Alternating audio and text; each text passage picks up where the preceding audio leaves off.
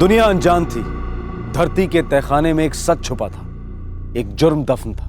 मुजरिम लगभग कामयाब हो गए थे, लेकिन हर जुर्म का एक लेकिन होता है जो कुदाल बनकर गड़े मुर्दे उखाड़ता है।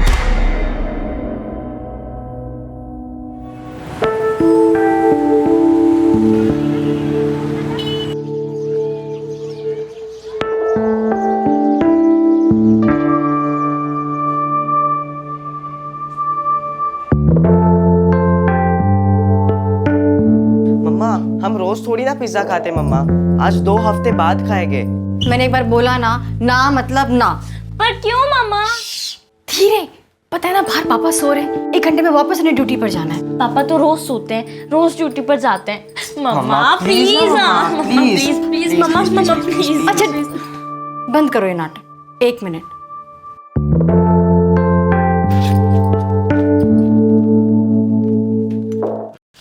अरे थैंक यू मम्मा। Thank you. बाय मम्मा। बाय।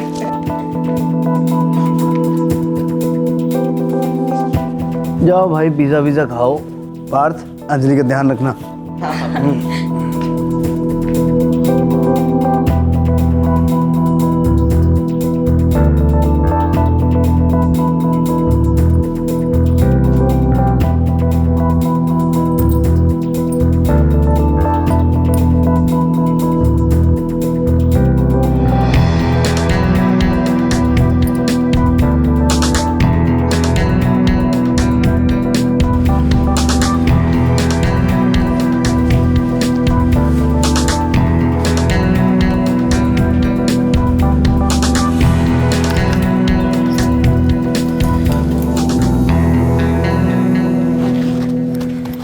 ये लीजिए, आपका डब्बा तैयार है।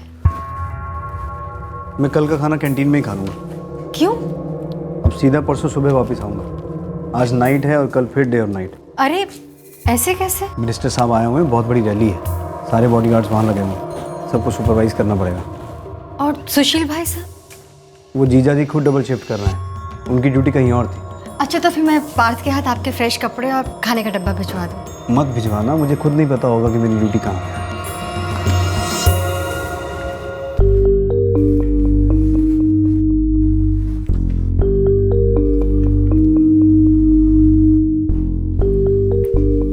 अरे आप अभी अभी तो आए हैं, दोबारा कहाँ जा रहे हैं? हाँ, वो एक दूसरी सिक्योरिटी एजेंसी है, उन लोगों ने मिलने के लिए बुलाया है। कंपनी छोटी है पर बोला है कि तनख्वाह यहाँ से ज़्यादा देंगे। सुशील, अगर तुम्हारा इस जॉब का काम हो जाए तो जयप्रकाश के लिए भी बात कर देना। ये भी कोई पूछने वाली बात मत हो। जयप्रकाश तुम्हारा भाई कम, मेरा दोस्त ज़्यादा है। अच्छा हाँ, वो विक्की और रानी नजर नहीं आ रहे? ट्यूशन क्लासेस का। ठीक है, मैं जल्दी से होकर आता हूँ, फिर आकर सोता हूँ। अच्छा सुनिए, आप पराठा खाएंगे या पुलाव? कुछ भी खिला दो यार, बस घी थोड़ा कम और प्यार ज्यादा मिलाना। चलता हूँ। जल्दी आइए।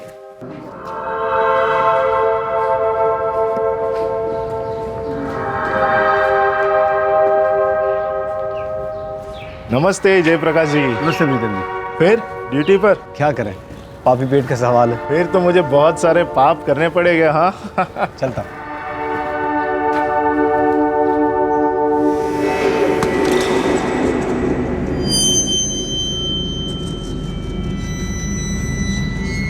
अरे सुमन, कैसी हो? अरे जयप्रकाश जी, बड़े दिनों बाद। अरे ईद का चांद तो तुम हो गई हो, क्या बात है? अरे मेरी छोड़िए, आप बताइए, घर पे सब ठीक है अभी? बस कट रही है, तुमसे क्या छुपा है। खैर तुम ये बताओ, तुम ड्यूटी पे जा रही हो या आ रही हो? जी नहीं, बेवक्त ड्यूटी करने की आदत मेरी नहीं आपकी है। मैं तो मार्केट जा रही थी, ऑटो रिक्शा का वेट कर रही हूँ। तो ऑटो रिक्शा तो क्रॉसिंग से आराम से मिल जाएगा, वहाँ तक पैदल चलते हैं, उसके बाद तो मुझे ड्रॉप करते हुए मार्केट निकल जाना। चलिए ना। चलो।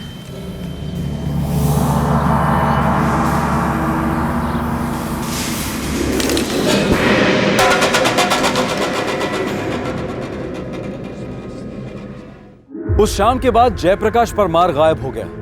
जी हां, गायब। किसी को कुछ पता नहीं चला कि जोधपुर की एक सिक्योरिटी एजेंसी का सिक्योरिटी सुपरवाइजर कहां हवा हो गया। अंजलि जल्दी कर, लेट हो रहा है। हाँ, मम्मा बस आ हम रही लोग जा रहे हैं। बाय मम्मा। बाय बाय मम्मा। बाय, संभाल के जाना।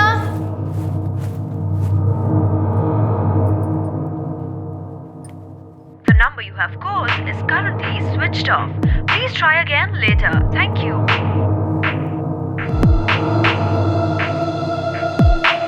The number you have called is currently switched off.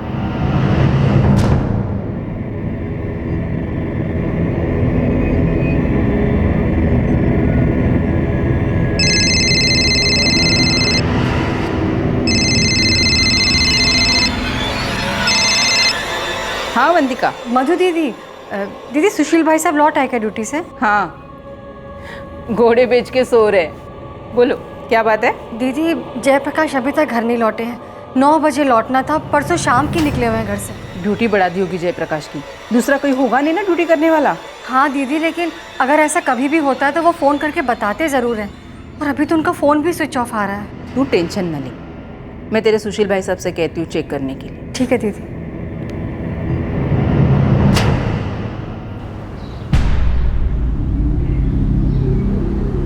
यार दिमाग मत खाओ यार, तुम भी छुट्टी पे चले जाओगे, यहाँ रात को ड्यूटी कौन करेगा? मेरी दादी माँ का भूत। जाओ यार। हेलो यार अरविंद, जयप्रकाश की ड्यूटी बढ़ा दी है क्या? अरे मजाक कर रहे हो क्या सुशील? क्या हुआ भाई? एक तो अपना दूसरा सुपरवाइजर वो सबरजीत गया है छुट्टी पे, क्योंकि उसकी सास को अभी मरना था। और दूसरे तेरे साले जयप्रकाश के मैंने हाथ पैर जोड़े कि भाई जयप्रकाश एक डबल शिफ्ट कर दे, तो वो राजी भी हो गया। लेकिन देखो परसों से मुंह नहीं दिखाया है ड्यूटी पे। क्या मुंह नहीं दिखाया मतलब? अरे मतलब आया ही नहीं है वो ड्यूटी पे। उसकी ड्यूटी मैं कर रहा हूँ। 5 दिन हो गए पता है, मैं घर नहीं गया। और अगर आज भी नहीं गया ना तो बीबी राखी बांधेंगे मुझे और बच्चे मामा करके पुकारेंगे। क्या हुआ? परसों से जयप्रकाश ड्यूटी पर पहुंचा ही नहीं है। ऐसा कैसे हो सकता है? परसों मेरे सामने तैयार होकर ड्यूटी पे गए हैं। मैंने खुद डब्बा दिया है उन्हें। ये लीजिए, आपका डब्बा तैयार है। दीदी मुझे बहुत डर लग रहा है, उनका फ़ोन अभी भी स्विच ऑफ आ रहा है। कुछ समझ में नहीं आ रहा क्या करूं। समझ में नहीं आ रहा कहाँ गया होगा, कहाँ जा सकता है ये? हमें अभी के अभी पुलिस में जाना चाहिए।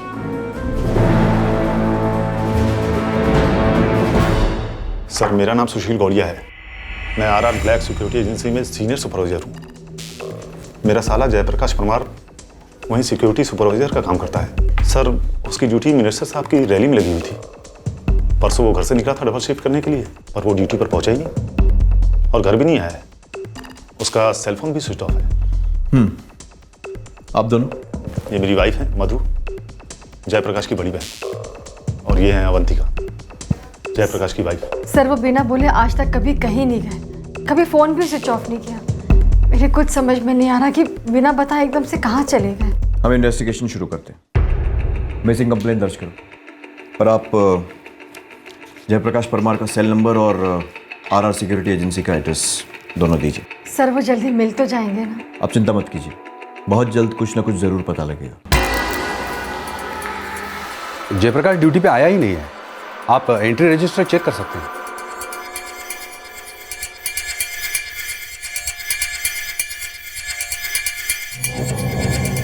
यहाँ नहीं आया तो और कहाँ गया होगा? आप जीजा हैं जयप्रकाश के, कुछ तो जानते ही होंगे। मैं समझा नहीं। सुशील जी, आपका साला जयप्रकाश परमार अपने घर से यहाँ ड्यूटी पर आने के लिए निकला, लेकिन ड्यूटी पर पहुंचा ही नहीं और घर भी वापस नहीं गया। अपनी पत्नी को बिना कुछ बताए गायब हो जाता है। अब बीवी को बिना बताए लोग और कहाँ जाते हैं? किसी बाहर वाली का चक्कर या कोई अफेयर तो नहीं था आपके साले का? नहीं नहीं, कैसी बातें कर रहे हैं सर आप? जयप्रकाश बहुत ही सीधा आदमी है। क्या बकवास कर रहे हैं आप? हमारी शादी को 16 साल हो गए हैं। इसीलिए पूछ रहा हूँ मिसेस परमार कि क्या आपके पति का कोई अफेयर था? 16 साल की वफादारी हर किसी के बस की बात नहीं होती है ना? पर सर आप हमारे पापा पे ऐसा इल्जाम कैसे लगा सकते हैं? आप हमारे पापा के बारे में ऐसा नहीं बोल सकते हैं। बेटा, मैं आपके पापा पर कोई इल्ज़ाम नहीं लगा रहा हूँ। मैं सिर्फ ये जानने की कोशिश कर रहा हूँ कि क्या कोई ऐसी वजह हो सकती है कि आपके पापा बिना कुछ कहे कहीं चले जाएं। देखिए, वो मुझे और बच्चों को अपनी जान से भी ज्यादा प्यार करते हैं।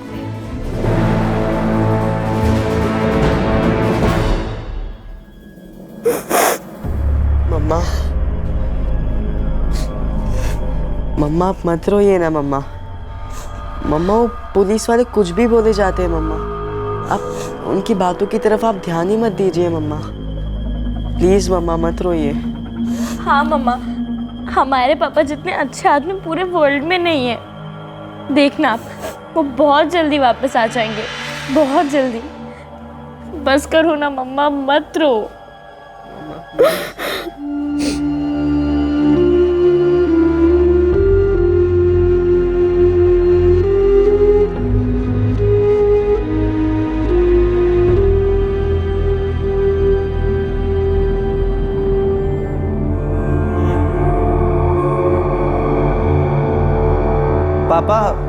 पापा मुझे लगता है कि मामा जी किसी मुसीबत में फंस गए होंगे।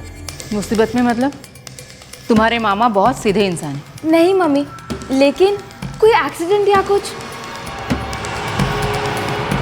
हेलो, सर्वकृपा हॉस्पिटल, मैं क्या सहायता कर सकती हूँ आपकी? परसों 23 फरवरी को। एक सेकंड सर। सॉरी सर, इस नाम का कोई भी पेशेंट हमारे यहाँ नहीं है। 23 फरवरी को एक एक्सीडेंट केस आया तो था, लेकिन वो एक औरत थी, सरला ठाकुर। सॉरी सर, हमारे यहाँ कोई जयप्रकाश परमार एडमिट नहीं है। सर, शहर के सारे अस्पतालों में चेक किया, जयप्रकाश परमार की ना ही कोई एक्सीडेंटल केस आई है और ना ही कोई मेडिकल इमरजेंसी। सारे मॉक्स में भी चेक कर लिया, कहीं पे भी कोई अनजान लाश नहीं मिली। जयप्रकाश परमार की तस्वीर को हमने सारे अस्पतालों में भिजवा दिया है। जैन, ये बंदा 5:30 बजे अपने घर से अपनी ड्यूटी के लिए निकलता है, जबकि इसकी शिफ्ट 7:30 की है और ये ड्यूटी पर पहुंचता ही नहीं है। पर वो यूनिफॉर्म पहन के और डब्बा लेके निकला था।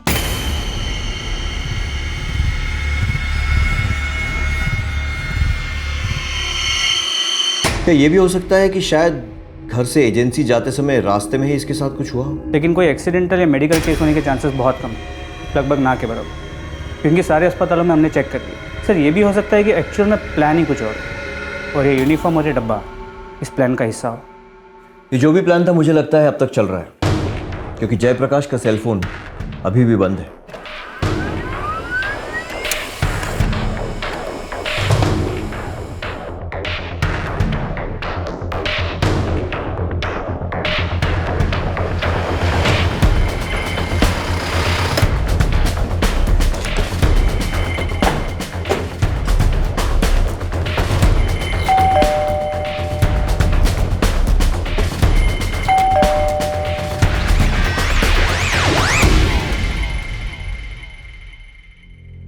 तेईस फरवरी को आपके हस्बैंड के सेलफोन की आखिरी लोकेशन यहीं थी, इसी घर में, और हो सकता है वो फोन अब भी यहीं हो।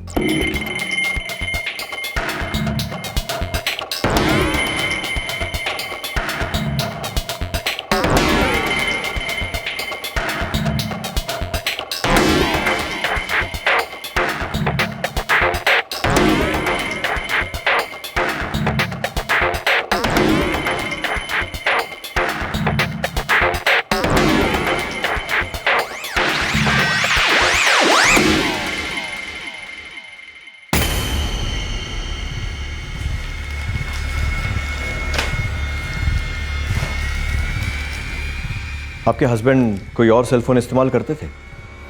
नहीं सर। मिसेस परमार, आप मेरी बात ज़रा ध्यान से सुनिए।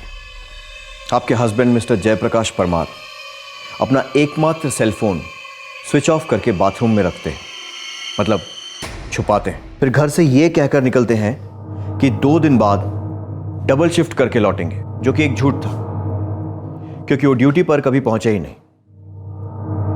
हो सकता है आपको मेरी बात सुनने में बुरी लगे, लेकिन मेरे हिसाब से आपके हस्बैंड अपनी मर्जी से किसी ऐसी जगह चले गए जिसके बारे में वो नहीं चाहते थे कि आपको, इन दोनों को या किसी और को कुछ भी पता चले। ऐसा करने के पीछे वजह भी शायद कोई ऐसी होगी जिसे वो सारी दुनिया से छुपाना चाहते थे। मुझे पता नहीं क्यों ऐसा लग रहा है कि वो नहीं चाहते हैं कि कोई उन्हें ढूंढ पाए। अब या तो आप जानती हैं कि ऐसा क्यों है, या आपको वाकई शायद कुछ नहीं पता है। वजह दोनों में से जो भी हो, हम बहुत जल्द कुछ ना कुछ जरूर पता लगा लेंगे।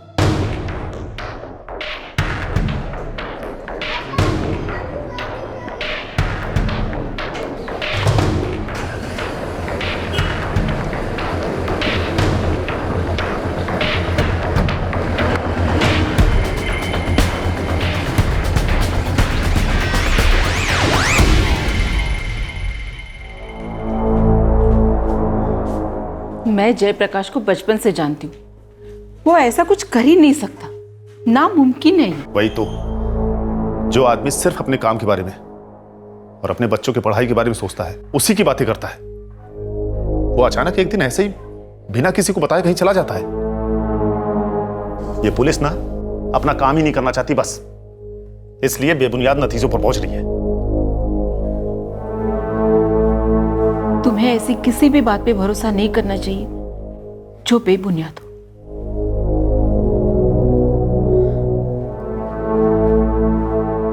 सर, आपने किस हिसाब से अनुमान लगाया कि जयप्रकाश अपनी मर्जी से कहीं चला गया है? बताइए जरा, क्या सबूत है आपके पास? इस वक्त हमारे पास कोई सबूत नहीं है। तो फिर? सुशील जी, जुर्म के सबूतों के साए होते हैं और वो होते हैं सुराग। सुराग हमें संभावनाओं की तरफ ढकेलते हैं, या यूं कहिए कि सुराग वो सुई होती है जिसे हम मुजरिम के बिछाए जाल में से ढूंढ निकालते हैं, और इसी सुई से केस की सच्चाई सिली जाती है। तो बताइए, क्या है सच्चाई? क्या गुनाह है आप?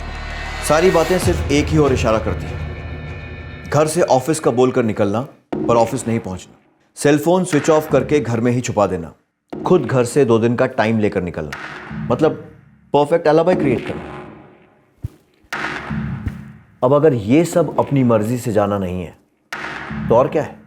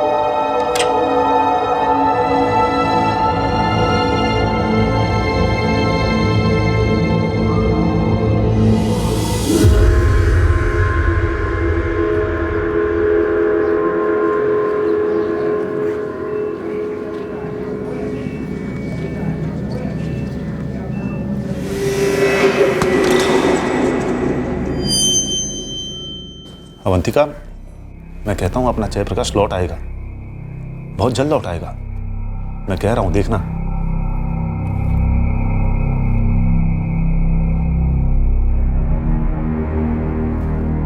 मधु, जिस तरह से विक्की और रानी की जिम्मेदारी हमारी है, वैसे ही पार्थ और अंजलि की जिम्मेदारी भी हमें ही उठानी चाहिए।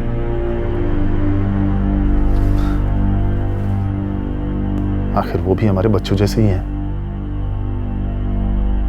पार्थ और अंजलि अब हमारी जिम्मेदारी है मधु।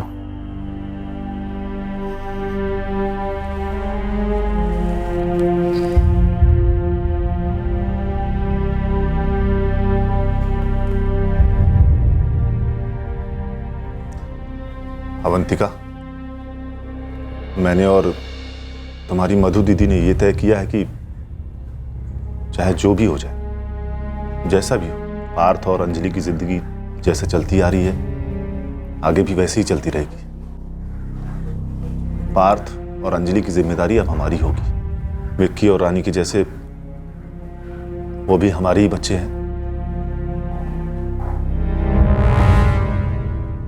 जिंदगी चलती रही, अवंतिका इंतजार करती रही।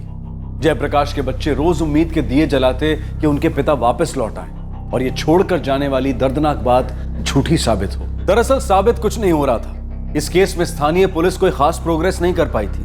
कई महीने गुजर गए थे इस केस को दर्ज हुए। सुराग की सुई को जंग लग रहा था, सच बुनने के लिए धागा ही नहीं मिल रहा था। और फिर अचानक एक दिन इस केस ने ली एक अजीब और डरावनी करवट।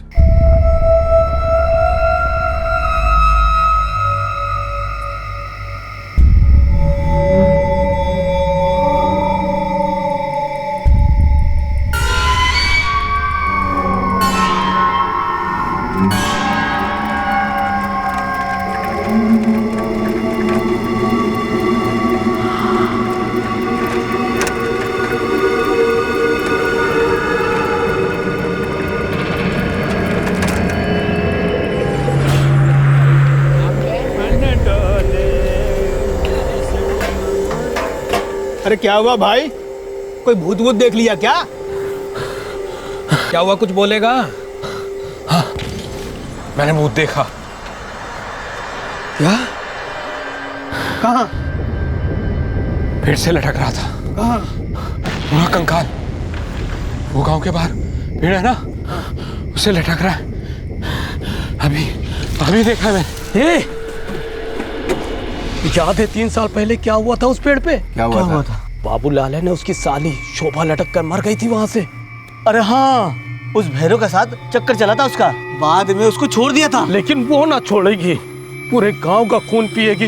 वो लौटी है बदला लेने के लिए, वही होगी। अरे क्या बातें करते हो तुम लोग, हम लोग पुलिस के पास चलते हैं।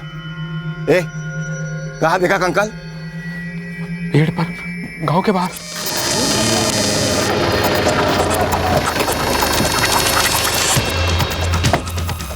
हटो, हटाओ ने। हटो।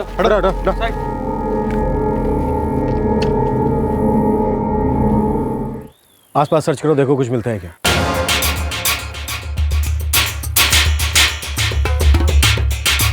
सबसे उधर देखा ध्यान से।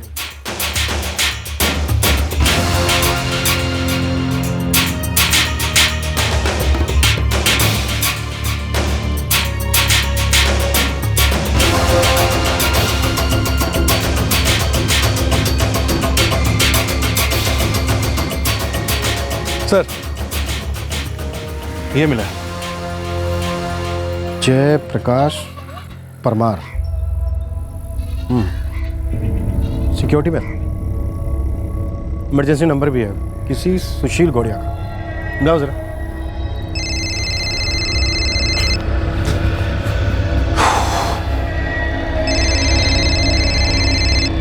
हेलो,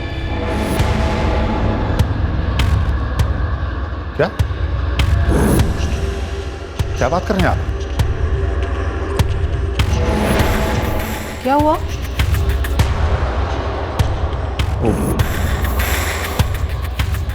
जयप्रकाश का आई कार्ड मिला है। कहाँ? बताइए ना, कहाँ मिला है? कहाँ है मेरा भाई? कहाँ है? बोलिए ना।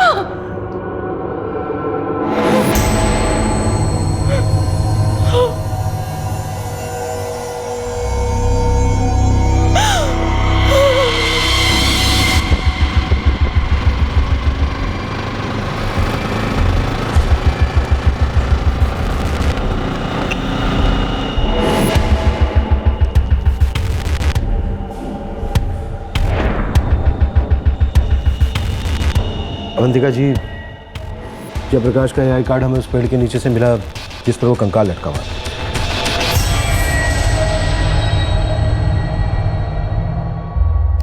हाँ, ये मेरे साले जयप्रकाश का आई कार्ड है।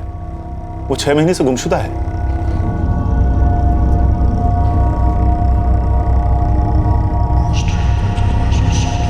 सर, आप ये कैसे कह सकते हैं कि ये कंकाल जयप्रकाश का ही है? देखिए, अभी तक तो हमारे पास कोई सबूत नहीं है, लेकिन हमें जयप्रकाश का आई कार्ड मिला था इस कंकाल के पास से। अवंतिका जी, हमें डीएनए टेस्ट करना होगा। उसके लिए आपके बेटे का ब्लड सैंपल चाहिए।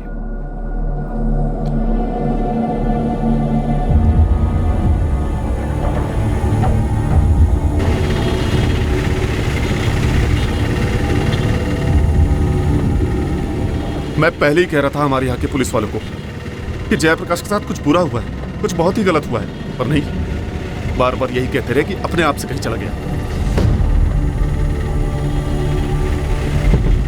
जी हाँ शेखावत साहब, केस हमारे पास ही है। हाँ, फाइल अभी भी ओपन है। हमारी इन्वेस्टिगेशन के हिसाब से जयप्रकाश खुद ही कहीं चला गया है।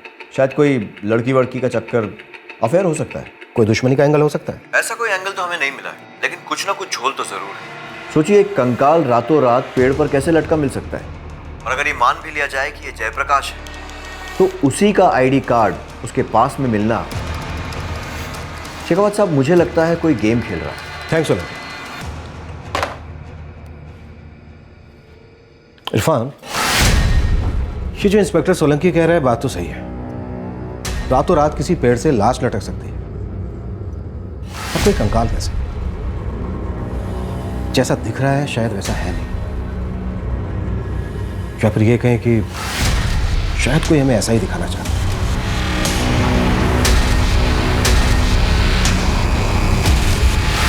देखो भाई, पुलिस वालों को भूत प्रेत पर विश्वास करने की अनुमति नहीं होती है। मैं कहता हूँ किसी दिग्गज तांत्रिक को बुलवा लो, एक झटके में बता देगा कि शोभा लौट आई है। कंकाल देखा है ना, भूतों का पहला इशारा होता है कि गांव वालों बैंड बजने वाली है तुम्हारी। अरे भाई, अफवाहों की बहती गंगा में क्यों हाथ धो रहे हो?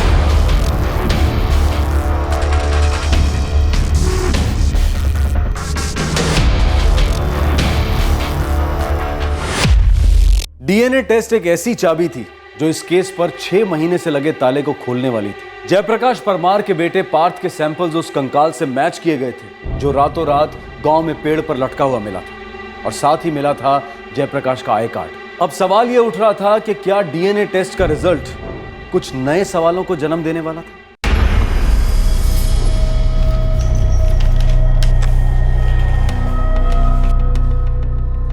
Avantika ji, DNA sample match हो गया। वो कंकाल जयप्रकाश जी का ही। I am sorry.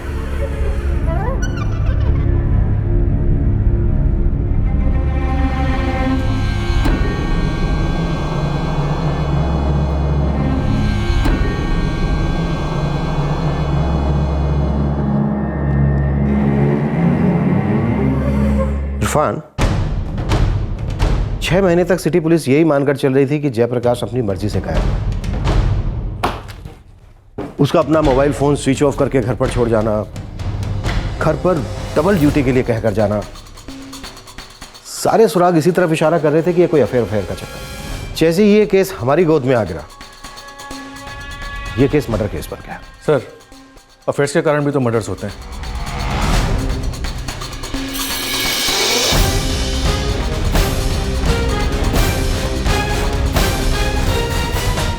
होते हैं।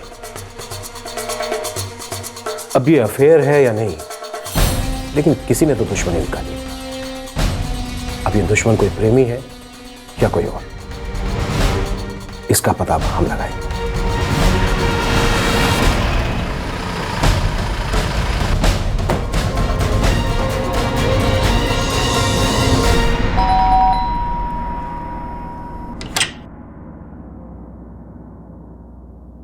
सुमन को जानती हैं आप? सुमन? सुमन का क्या लेना देना है मेरे पति के कत्ल से? बस ऐसे ही थोड़ी जानकारी चाहिए थी उसके बारे में। आप क्या जानते हैं उसके बारे में? मैंने मोहल्ले में सबसे बात की। जयप्रकाश का ना किसी से कोई झगड़ा था और ना ही कोई दुश्मनी। सर, दुश्मनी का उल्टा क्या होता है? दोस्ती या प्यार? नाम बोलो। सर, पूरा नाम तो नहीं पता, पर सुमन बोलते हैं उसे। और जयप्रकाश के घर काफ़ी आना जाना था उसका। और जॉब ठीक चल रही है तुम्हारी? जी बिल्कुल। और आपकी? बढ़िया। और बच्चों की पढ़ाई? बच्चे, हाँ, थोड़ा सा है दिमाग। नमस्ते जयप्रकाश जी। नमस्ते प्रीतम जी। और सब ठीक है ना? हाँ। क्यों? नहीं, ऐसे ही। लगता है आप बहुत बिजी हो। फिर मिलते हैं। जी, आओ। जी। सुमन मेरे पति की अच्छी दोस्त है। उनकी पड़ोसी हुआ करती थी यूपी में। यही कुछ 12 साल पहले। अब हमारे सेक्टर में ही रहती है, अक्सर आना जाना होता है। जयप्रकाश पहले यूपी में काम करते थे? जी, कुछ समय के लिए यूपी उमानीपुर में। आप और दोनों बच्चे यहाँ रहते थे? जी, हम यही रहते थे।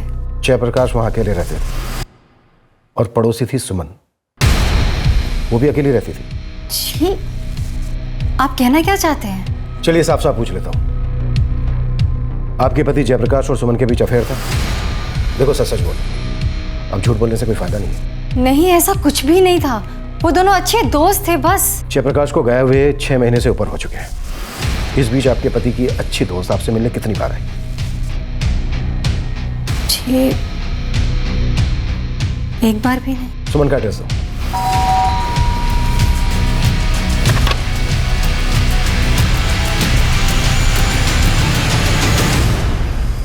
जी बोलिए।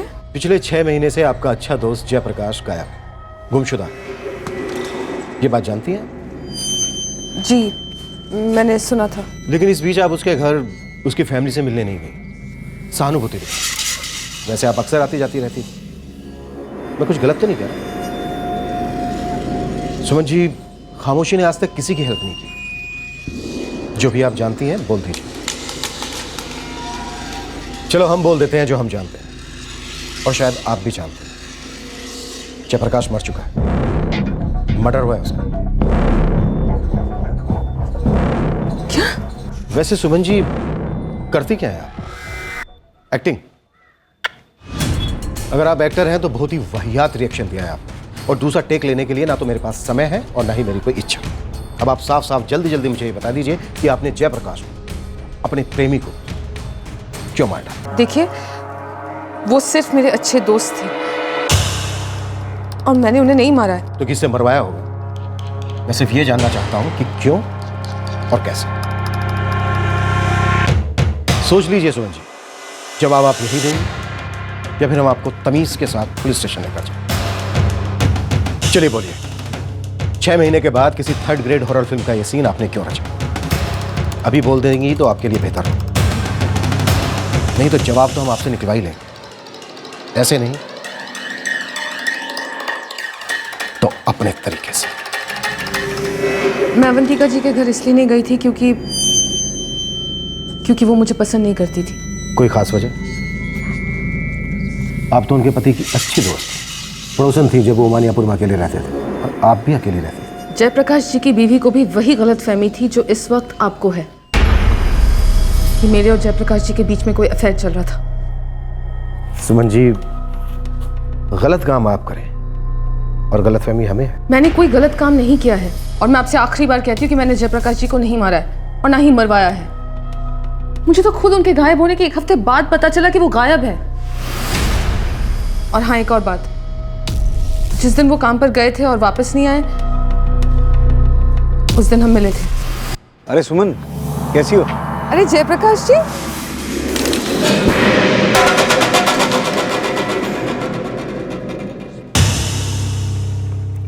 आप उनसे क्यों मिली थी और आप दोनों मिलकर कहाँ गए थे? इस क्यों का कोई जवाब है ही नहीं, क्योंकि हम अचानक ही मिले थे, इत्तेफाक से। फिर हम अपने अपने रास्ते चले गए। मुझे मार्केट जाना था और उन्हें ड्यूटी पर जाना था। Thank you Suman. जी थैंक यू की क्या बात है, जल्दी मिलते हैं। जी बिल्कुल जल्दी मिलेंगे, बाय बाय।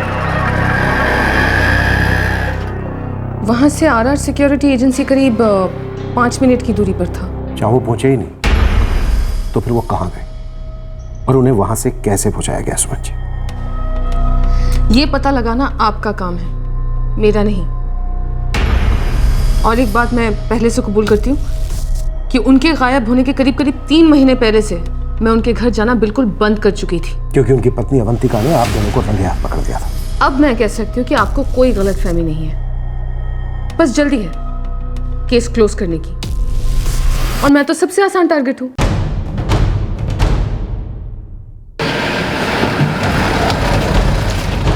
किस घर में पति पत्नी के बीच झगड़े नहीं होते? होते हैं, पर हर घर में पति की खास दोस्त नहीं आती उससे मिलने, खास करके तब जब वो ये जानती हो कि उसकी पत्नी को ये बिल्कुल पसंद नहीं। तो फिर वो यहाँ पर आती ही क्यों थी? अवंतिका जी, हम भी तो यही बात जानना चाहते हैं। मेरे और मेरे पति के बीच झगड़े ही इसी सुमन को लेकर होते थे।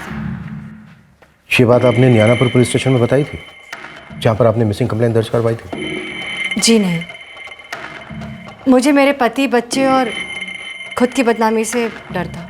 मतलब बदनामी होने जैसी कोई बात थी? नहीं थी, पर मेरे लिए जानना ज़रूरी था, इसलिए मैंने सामने से ही पूछ लिया। ये कैसा भद्दा सवाल है अवंतिका? अगर ये भद्दा सवाल है ना, तो दुनिया की हर शादीशुदा औरत का दिमाग भद्दा है। वो आए दिन यहाँ पर आती है, घंटों बातें होती है तुम दोनों के बीच। ऐसा होता है तो दोस्तों को दोस्तों की पत्नियों का भी ख्याल होता है। सुमन अच्छी तरह से जानती है ना कि मुझसे पसंद नहीं करती, फिर क्यों आती है वो यहाँ पर? एक बात बताऊं तुम्हें, उसकी सगाई हो चुकी है, बहुत जल्दी शादी होने वाली है। अब तो शक को दिमाग से निकाल दो।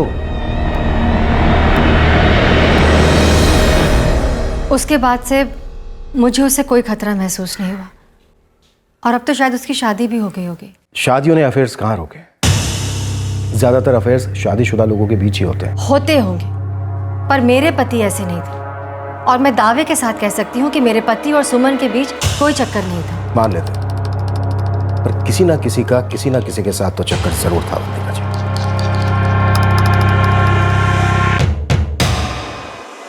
इरफान, ये इश्क दूध जैसा नहीं है सर। आज तक इश्क को खून कहा गया है, पानी कहा गया है, पर दूध?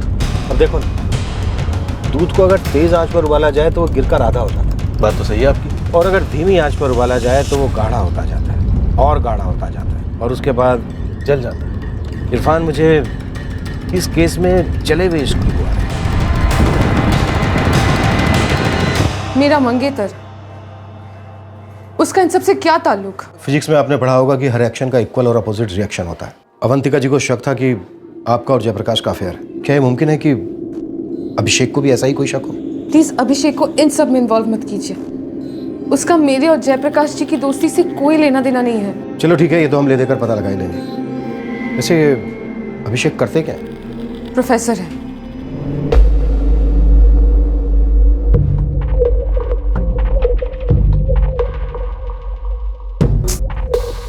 अभिषेक,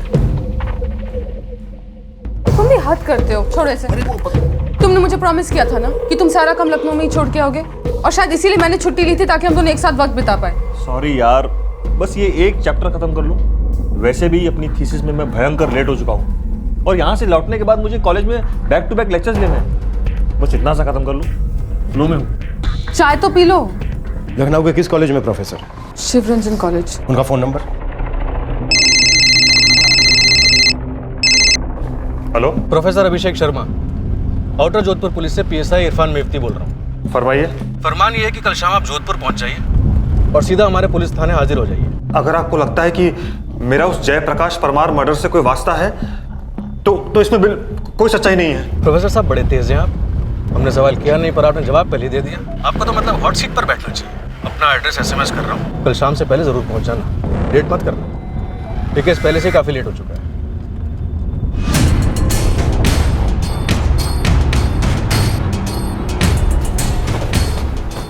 सर क्या हुआ? Any problem? कुछ नहीं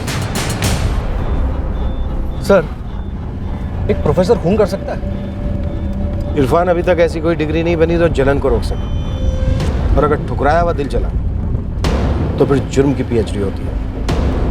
इस पेचीदा केस के पर्चे में एक से एक कठिन सवाल थे। पुलिस को कुछ के जवाब तो मिल रहे थे, लेकिन क्या वो जवाब इस इम्तिहान को पास करने के लिए काफी थे? इस केस का सबसे पेचीदा सवाल मानो आउट ऑफ सिलेबस था, actually out of the world था। आखिरकार ऐसी क्या बात हो गई थी कि गायब होने के पूरे 6 महीने बाद कातिलों ने जयप्रकाश के अवशेष को सारी दुनिया के सामने पेश किया? और क्या इसके साथ किया था?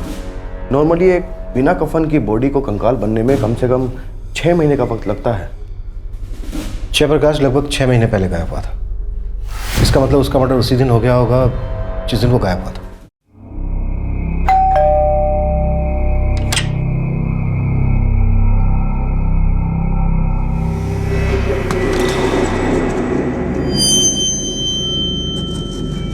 देखिए,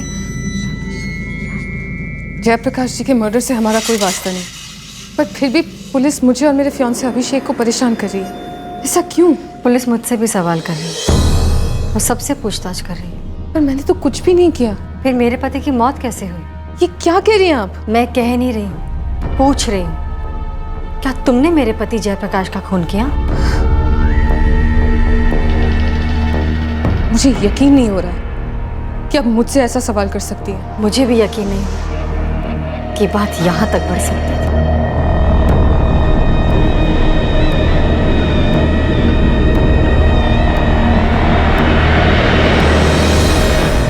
सुनिए,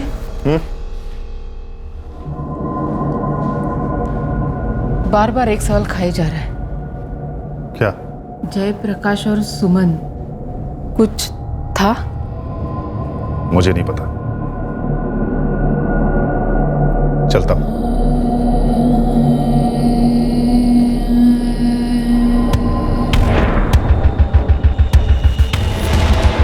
जयप्रकाश परमार। सोचिए, एक कंकाल रातों रात पेड़ पर कैसे लटका मिल सकता है? सर, ये सुमन का मंगेतर अभिषेक अभी तक पहुंचा नहीं है और अब उसका फोन भी स्विच ऑफ जा रहा है। और सुमन, वो भी फुर हो गई? वो यही है, मैंने कांस्टेबल लगा रखा है उसके पीछे। ये मर्डर परफेक्ट था। 6 महीने हो चुके थे। जयप्रकाश की मिसिंग फाइल धूल चाटने लगी। उसकी मौत की सच्चाई काफी गहराई में दफन थी।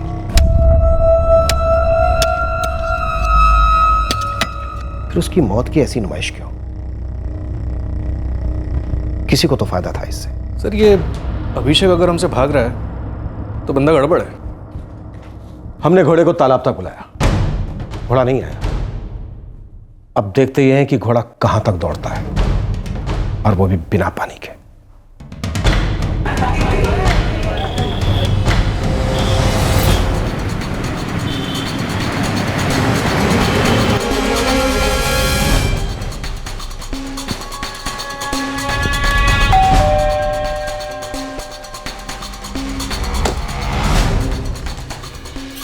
जी, हम आउटर जोधपुर पुलिस स्टेशन से आए हैं। अभिषेक से मिले। अभिषेक तो घर पर नहीं है। मैं उसका पिता विकास शर्मा।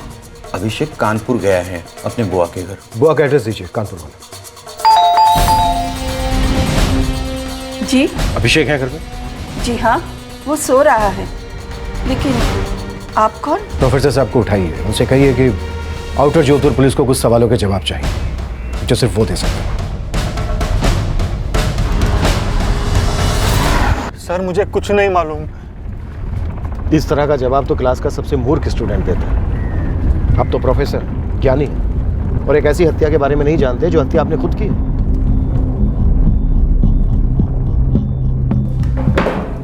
सर, सच्चाई ये है कि मैं बहुत डर गया था, इसलिए लखनऊ से भागकर मैं अपनी बुआ के घर गया कानपुर।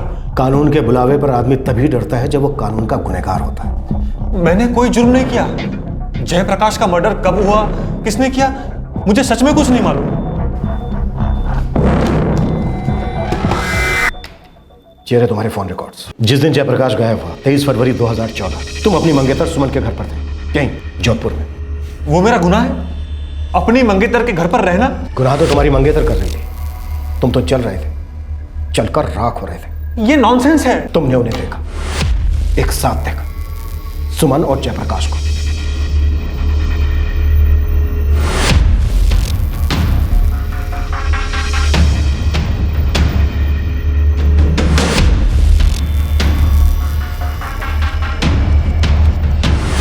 तुम्हें सुमन पर पहले से शक था, इसलिए तुम उसका पीछा कर रहे थे। तुमने सुमन और जयप्रकाश को लैंड हैंड पकड़ा, और जैसे ही सुमन ने जयप्रकाश को ड्रॉप किया, तुमने उसे धर लिया।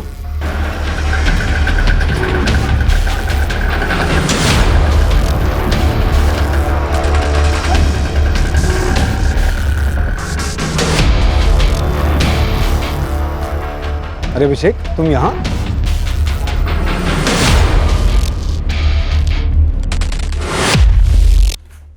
ये झूठ है। प्रोफेसर साहब, ये बताइए कि जयप्रकाश को तुमने अकेले मारा या फिर सुमन ने भी साथ दिया तुम्हारा? जब ये केस खत्म होगा और असली कातिल पकड़ा जाएगा, आपको हंसी आएगी कि आपने मुझसे ऐसे सवाल किए। मैं एक प्रोफेसर हूं, एक कॉकरोच नहीं मार सकता, इंसान को क्या मारूंगा? प्रोफेसर साहब, जलन एक ऐसी चीज है जो अच्छे अच्छे विद्वानों से गुनाह करवा देती है।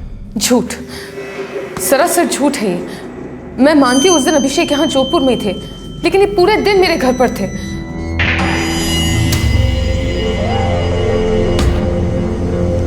अच्छा, अभिषेक, मैं ना जरा मार्केट से होकर आती हूँ। मैं साथ चलूं? नहीं जरूरत नहीं है, मैं हो आऊंगी और मैं जल्दी आ जाऊंगी। चलो बाय। बाय। फिर मार्केट जाते वक्त मैं जयप्रकाश जी से टकरा गई। टकराई नहीं, मिली। बाकायदा आप दोनों की मीटिंग फिक्स थी। घर से निकलते वक्त आपने अभिषेक से कहा कि आप अपने अच्छे दोस्त जयप्रकाश परमार से मिलने जा रही। वही जयप्रकाश परमार जिसे आप सालों से जानती थी, अभिषेक को जानने से पहले से। नहीं, जयप्रकाश परमार का नाम सुनते ही अभिषेक के अंदर जलन की लहरें दौड़ने लगती हैं। जी आप दोनों का पीछा करता है, आप दोनों की मीटिंग में आ जाता है, आप दोनों के बीच झगड़ा होता है, गर्मा गर्मी होती है, और इसी गर्मा गर्मी के बीच अभिषेक जयप्रकाश परमार को मार डालता है। या फिर ये कहें कि शायद आप दोनों मिलकर उसको मार डालते हो। उस वक्त आपके पास शायद अभिषेक का साथ देने के अलावा कोई चारा नहीं होगा, और अब दोनों मिलकर इस जुर्म पर मिट्टी डाल रहे हैं। Sir I am sorry to say, पर आप किसी बी ग्रेड फिल्म की कहानी बुन रहे हैं। सर अगर हमने जयप्रकाश परमार का कत्ल किया है और उसके मर्डर को छुपाना चाहते हैं, तो हम दोनों क्यों उसके स्केलेटन को बाहर निकालते और उसकी हड्डियों से शहर भर में ढिंडोरा पीटते? ये पेपर आपने सेट किया है, तो जाहिर सी बात है सारे जवाब भी आप ही जानते होंगे। अगर आप हमें वो जवाब नहीं देते जो जवाब हमें चाहिए, तो फिर हमें आपसे इसकी कोचिंग लेनी पड़ेगी। वो क्या कहते हैं, क्रैश कोर्स। ये वैसा ही है जैसा आपके कॉलेज में होता है, लेकिन एक फर्क है इसमें। इस क्रैश कोर्स की फीस बहुत भारी, जो आप दोनों को मिलकर चुकानी पड़ेगी। मंजूर है? Oh my God, देखिए सर, आप अपना टाइम बर्बाद कर रहे हैं। मैं आपसे कह रही हूँ ना, जयप्रकाश जी के मर्डर से हमारा दूर दूर तक कोई ताल्लुक नहीं है। सर आप खुद ही एक बात सोचिए, जयप्रकाश जी का मर्डर करके क्या मिल जाता हम दोनों को? बताइए, क्या मिलता हमें?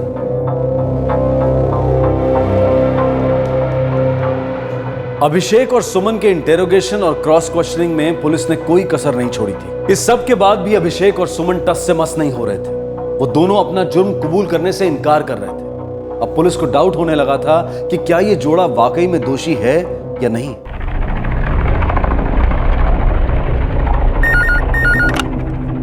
Hello, sub inspector Irfan मेवती? हाँ बोल रहा हूँ। विशाल चौहान बोल रहा हूँ। सर मुझे जयप्रकाश परमार के बारे में आपको कुछ जानकारी देनी थी। जयप्रकाश? हाँ बोलिए।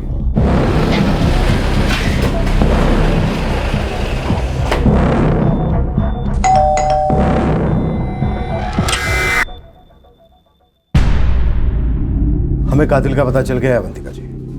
सुमन ने कबूल कर लिया? हमें एक बात बहुत परेशान कर रही थी कि कातिल ने जयप्रकाश जी के कंकाल को कत्ल के पूरे 6 महीने के बाद बाहर क्यों निकाला और क्यों ऐसे उसे पेड़ पर लटकाया। लेकिन हमें हमारे सवाल का जवाब मिल गया। सुमन ने कुछ बताया आपको कि उसने और उसके मंगेतर ने ऐसा क्यों किया?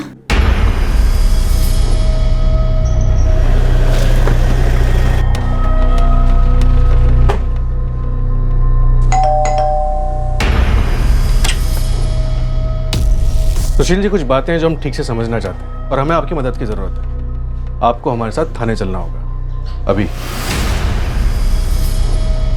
अभिषेक और सुमन से काफी पूछताछ की और हर तरीके से पूछताछ की, लेकिन वो दोनों अपना जुर्म कबूल करने से इनकार कर रहे हैं। क्या हमारे जयप्रकाश को इन्हीं दोनों ने मार डाला? मर्डर करना इतना आसान नहीं होता है सुशील जी। आदमी गुस्से में आकर कुछ कर जाता है, और सोच समझकर मर्डर करना, फिर उसके कंकाल को निकालकर पेड़ पर लटकाना, नहीं, कि किसी पेशेवर हत्यारे की मदद के बिना नहीं हो सकता। आपका मतलब है कि सुमन और अभिषेक ने पहले भी ऐसे खून किए हैं? जी नहीं, मेरे कहने का मतलब है कि हमने पहले भी ऐसे सैकड़ों केस सुलझाए। होता क्या अवंतिका जी, जैसे ही हमें किसी मर्डर केस में किसी पेशेवर हत्यारे का हाथ दिखता है, तो हम अपने पेशेवर खबरें को इशारा कर देते हैं। और जयप्रकाश के केस में भी हमने ऐसा ही किया, और बहुत ही अहम जानकारी हमारे हाथ में। कैसी जानकारी?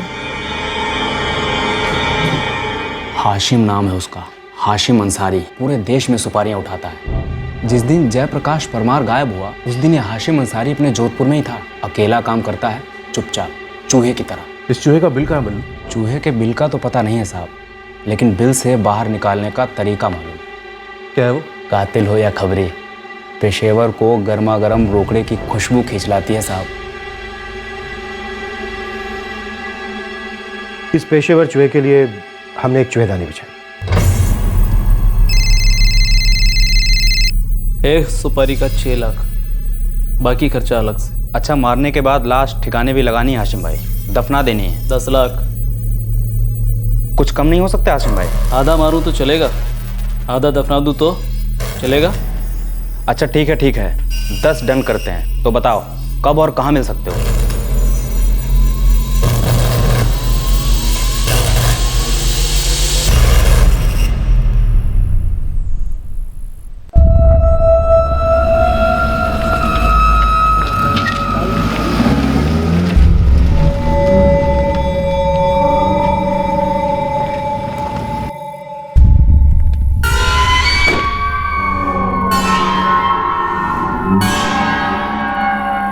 जिसको मारना है तस्वीर लाए उसकी।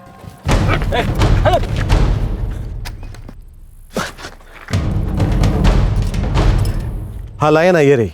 इसको मारना है, मार के दफनाना है और उसके 6 महीने के बाद इसके कंकाल को निकाल कर एक पेड़ पर लटकाना है। मंजूर है?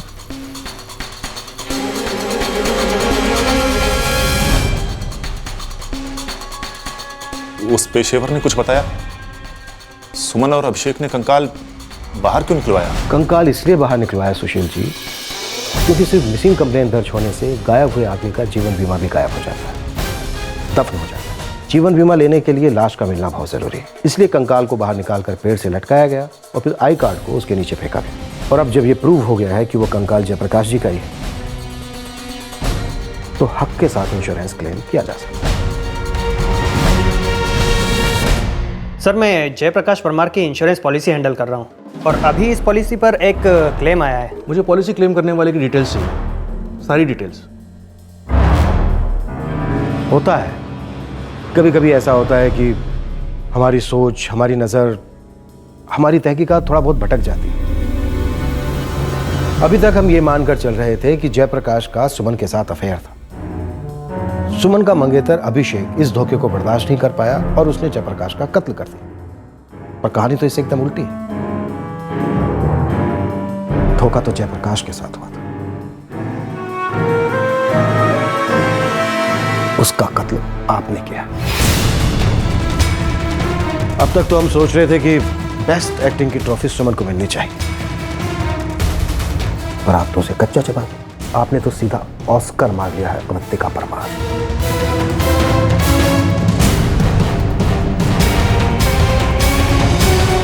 कातिल जयप्रकाश की पत्नी, उसके 2 टीनेज बच्चों की मां, एक अधेड़ उम्र की हाउसवाइफ अवंतिका परमार थी। अब 2 सवालों के जवाब चाहिए थे इस केस को क्लोज करने के लिए। अवंतिका ने अपने पति का कत्ल क्यों किया था और जयप्रकाश के साथ क्या धोखा हुआ था? अब आप सोच रहे होंगे कि उस पेशेवर हत्यारे हाशिम अंसारी से अवंतिका का कांटेक्ट कैसे और वो हमसे मिलने के लिए राजी कैसे हो गया। हमने जो वो चुवेधानी बिछाई थी ना, उसमें हमने एक पर्ची पर नाम लिखकर रखा था और वो नाम हमारा काम कर गया था। कौन बोल रहा है? एक आदमी को मारना है। अरे तो मार डालना, मुझे क्यों फोन कर रहा? क्योंकि हमसे किसी ने कहा है कि ये काम आपसे बेहतर और कोई नहीं कर सकता हाशिम भाई। मेरा नाम किसने दिया तुझे? जोधपुर का सुशील गोड़िया। सुशील जी, आपका नाम तो मतलब जादू कर गया। आपका नाम लेते ही वो कॉन्ट्रैक्ट किलर हाशिम अंसारी हमसे सुपारी उठाने आ गया। अरे ये क्या कहते जा रहे हो इंस्पेक्टर? अरे जयप्रकाश मेरा साला था। करेक्ट। अवंतिका जी भी आपको भाई साहब बोलती, घर का बड़ा मानती है। सुशील जी, आपने हमसे ये तो पूछा ही नहीं कि उस कॉन्ट्रैक्ट किलर से हमने आपका नाम क्यों लिया। चलिए कोई नहीं, मैं ही बता दूंगा। मैंने आपसे कहा था ना कि कभी कभी हम भटक जाते हैं। जब सुमन और अभिषेक ने अपना जुर्म नहीं कबूला तो हमने अपनी गाड़ी का गियर बदला, रास्ता बदला। इरफान, इस सुमन और अभिषेक को रहने देते हैं, ये वो लोग नहीं है। सर, ये भी तो हो सकता है कि सुमन और जयप्रकाश का चक्कर इस अवंतिका से देखा ना गया और उसने खत्म कर दिया जयप्रकाश को, और अब इंश्योरेंस का पैसा क्लेम कर रही है। मतलब एक तीर से 2 निशाने। बहुत देर से मेरे दिमाग में एक बात गूंज रही है, इस कत्ल से किसको क्या मिलने वाला था, किसको फायदा होने वाला था? इंश्योरेंस का पैसा है तो फायदा ही फायदा। सर, इन पैसों के लिए कंकाल निकाला गया हो। लेकिन ये किसी अकेली औरत के बस की बात नहीं है।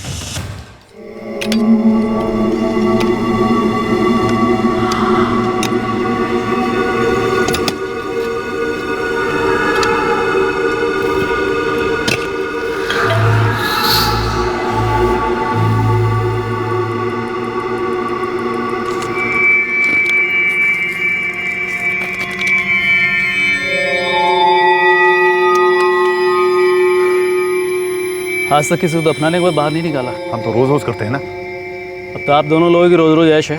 बीमा कंपनी इतना पैसा तो दे रही है, और हाँ, तो 2 लाख निकालने का मेरा अलग से रखना। जयप्रकाश को मारकर गाड़ने के 4 लाख और निकालकर लटकाने के 2 लाख। क्यों? सही हिसाब लगाया ना मैंने?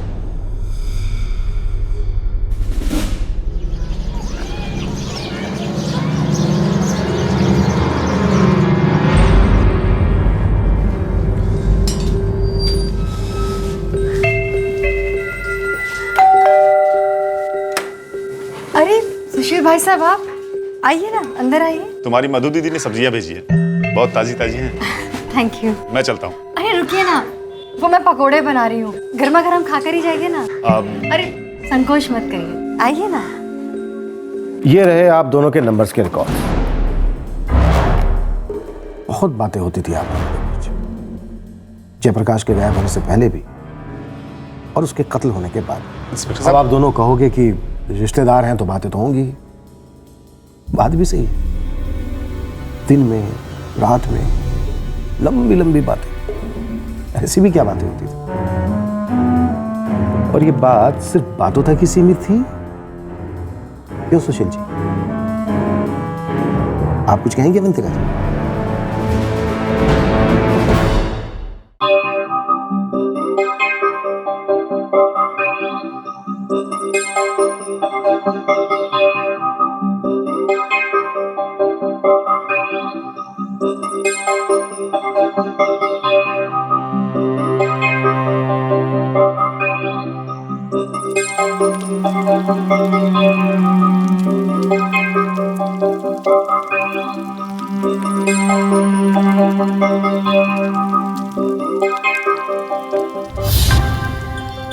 सुशील भाई साहब। भाई साहब मत बोलना, ऐसे कहोगी भी तो कोई फर्क नहीं पड़ता, क्योंकि मैं जानता हूं कि हमारे बीच कुछ है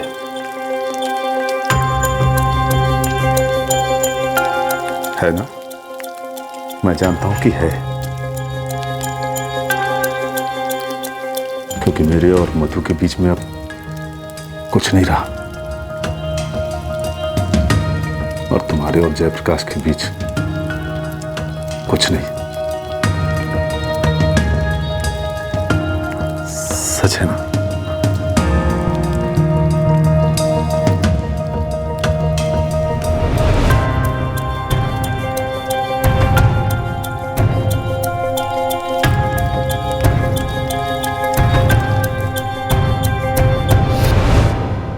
जले हुए पकोड़े हों या रिश्ते,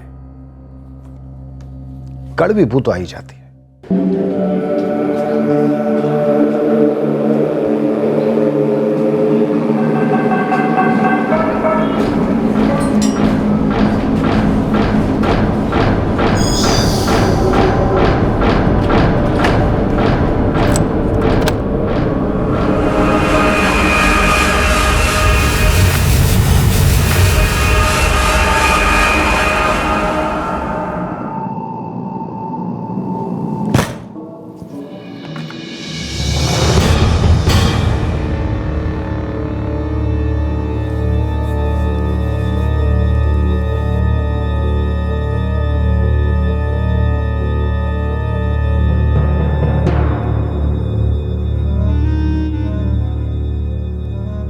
आपको कुछ कहना नहीं है मुझसे। और आज तुमने मुझे भी मार डाला,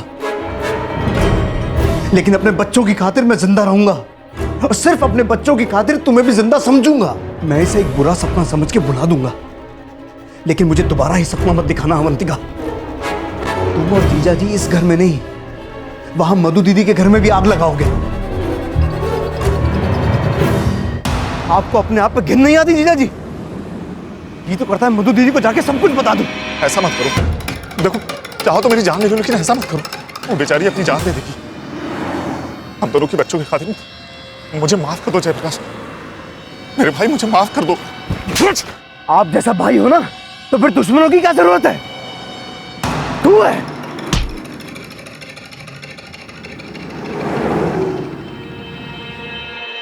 उस दिन के बाद से जयप्रकाश मेरे साथ बहुत बुरी तरह पेश आने लगा। बात बात पर ताने, बात बात पर नीचा दिखाना। मेरी जिंदगी नर्क बन गई। मुझ पे हाथ उठाने का एक मौका नहीं छोड़ते। रोज नए नए सवाल पूछते, गंदे भद्दे सवाल, और बच्चों और दुनिया के सामने ऐसे नाटक करते जैसे कुछ हुआ ही ना हो। और अकेले मिलने पर जयप्रकाश एक अलग ही रूप दिखाता था। उसने भी तो आप दोनों को एक अलग ही रूप में देखा था। ताली कभी एक हाथ से नहीं बजती।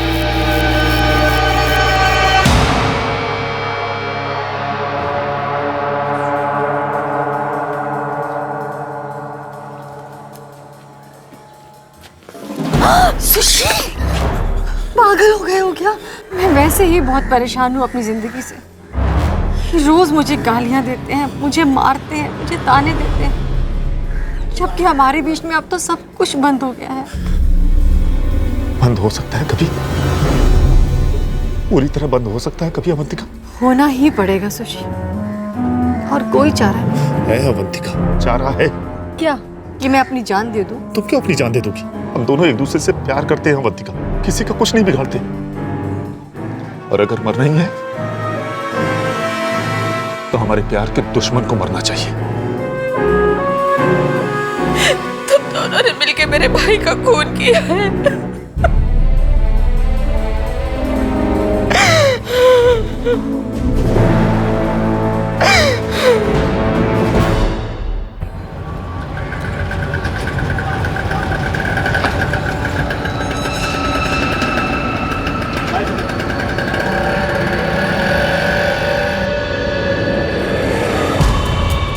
जयप्रकाश,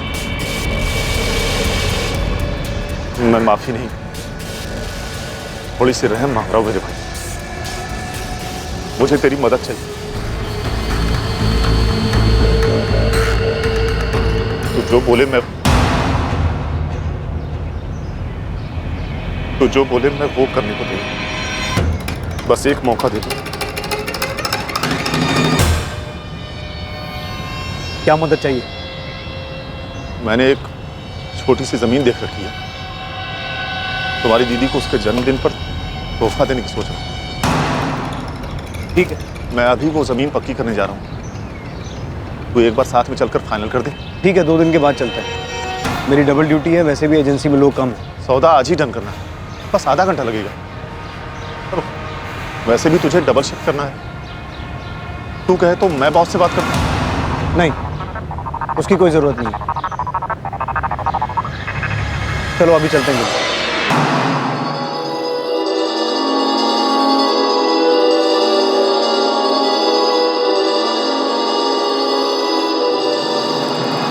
यहाँ कहाँ है प्लॉट?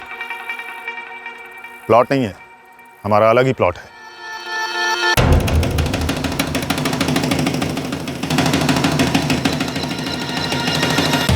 क्या चल रहा है सब? अवंतिका, तुम यहाँ क्या कर रही हो? अवंतिका इस प्लॉट में शामिल है जयप्रकाश। क्या हो क्या रहा है अवंतिका? क्या है ये? मैंने ही सुशील से कहा था कि मुझे भी इस प्लॉट में एक छोटा सा हिस्सा खरीदना है, तुम्हें तोहफे में देने के लिए। 6 फीट लंबा, 3 फीट चौड़ा और 6 फीट गहरा।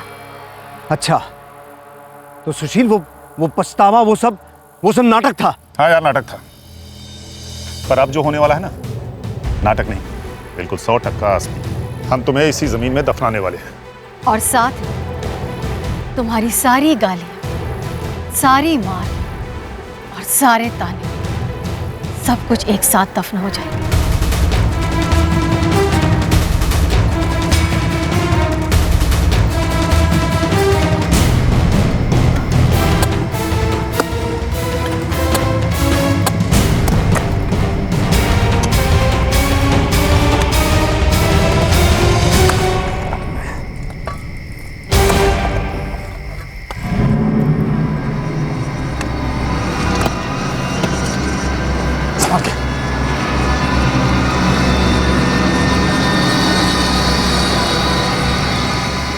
यहाँ परिंदा भी पर नहीं मारता, कभी किसी को पता नहीं चलेगा।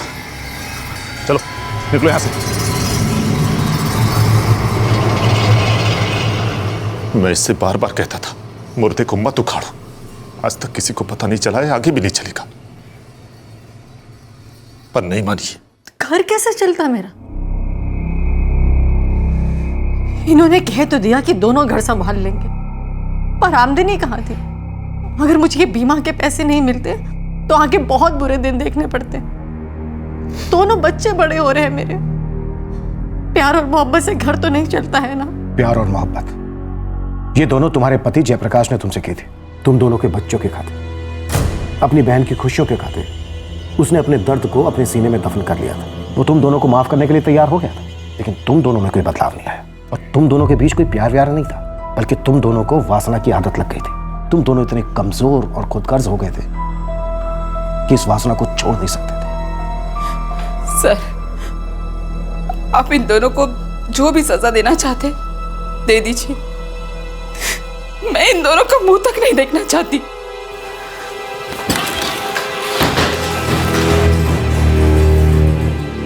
सुशील गौड़िया, अवंतिका परमार, इस पुलिस स्टेशन में रोज एक बात साबित होती कि जुर्म कभी कामयाब नहीं होता। हर मुजरिम को उसकी कीमत चुकानी पड़ती।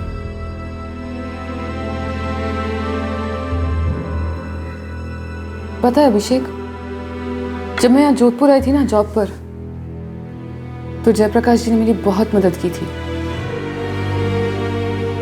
इनफैक्ट उन्होंने ही मुझे ये घर दिलाया था। मेरे बहुत अच्छे दोस्त थे और अपनी बीवी और बच्चों से बेहद प्यार करते थे। अभी कभी तुमने तो मुझ पर शक नहीं किया ना?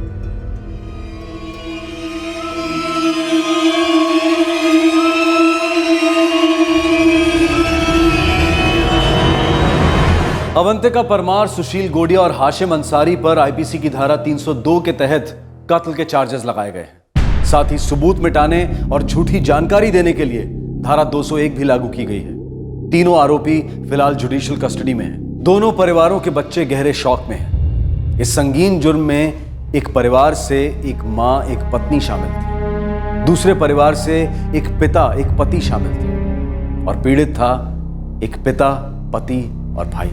अगर हम में से किसी को भी ये लगता है कि अगर अवंतिका को इंश्योरेंस के पैसों का लालच ना होता तो ये जुर्म कभी पकड़ा ही ना जाता, तो वो बहुत बड़ी गलतफहमी में है। कुटिल सोच, आपराधिक इरादा एक वायरस की तरह से है। जब ये दिमाग में घर कर लेता है तो पूरी तरह से हावी होकर अपराधी के दिमाग में ये भ्रम पैदा करता है कि उसका अपराध कभी नहीं पकड़ा जाएगा, जबकि सच्चाई ये है और हमेशा रहेगी कि क्राइम नेवर पेज। आपसे फिर मुलाकात होगी क्राइम पेट्रोल सतर्क में एक और नए केस के साथ। तब तक अपना ख्याल रखें, सुरक्षित रहें और याद रखें, सही वक्त सही कदम, सतर्क रहें। जय हिंद। इस तरह के और भी एपिसोड देखने के लिए हमारे चैनल को सब्सक्राइब करें और बेल आइकन दबाना ना भूलें।